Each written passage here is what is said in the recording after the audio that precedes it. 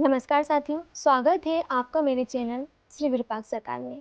आप सभी को नाग पंचमी की हार्दिक हार्दिक शुभकामनाएं। नाग पंचमी का त्यौहार शुक्ल पक्ष की पंचमी को मनाया जाता है। वैसे तो हमारे भारतवर्ष में अनेक उपवास और त्यौहार आते हैं, जिन्हें हम बहुत ही श्रद्धा और भक्ति से मनाते हैं। नाग पंचमी के दिन विशेष नाग देवता की पूजा की जाती है। दूध से उनका अभिषेक किया जाता है तथा घर की दीवारों पर नाग देवता की आकृति बनाकर उनकी अर्चना की जाती है।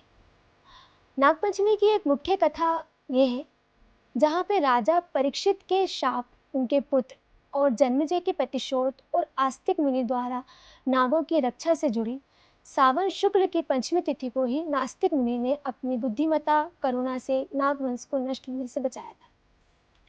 नागपंचमी की कथा एवं कहानी कुछ इस प्रकार है। राजा परीक्षित का अपमान और शाप। एक बार राजा परीक्षित अभिमन्यु के जो पुत्र थे, शिकार करते हुए शामिक ऋषि के आश्रम पहुंचे। ऋषि ध्यान में लीन थे और प्यासे राजा को पानी नहीं दे पाए। इससे अपना अपमान मानकर क्रोधित राजा ने एक मरा हुआ सांप ऋषि के गले में डाल दिया। तब ऋषि के पुत्र शंगी ऋषि ने शाप दिया कि 7वें दिन तक्षक नाग के डसने से परीक्षित की मृत्यु हो जाएगी। शाप के 7वें दिन तक्षक नाग ने महल में जाकर राजा को डस लिया और उनकी मृत्यु हो गई। पिता परीक्षित की मृत्यु का बदला लेने के लिए उनके पुत्र राजा जन्मेजय ने पूरी नाग जाति को खत्म करने हेतु एक विशाल सर्प शस्त्र अर्थात नाग देह यज्ञ शुरू किया।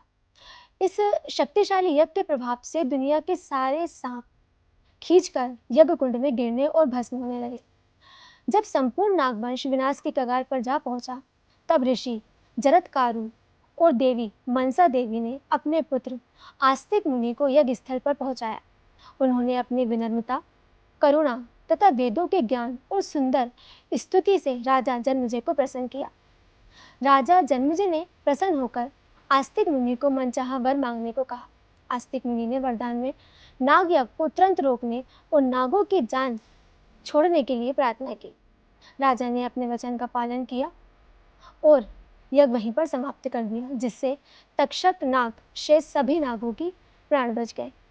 इस दिन आस्तिक मुनि ने नागों की रक्षा की थी। वह सावन शुक्ल पक्ष की पंचमी तिथि थी। तभी से इस दिन नागों की पूजा और अर्चना की जाती है और इस कहानी को सुनने की परंपरा सदियों से चली आ रही है। यदि आपको ये कहानी अच्छी लगी हो तो कमेंट में हर हर महादेव जरूर लिखिएगा और मेरे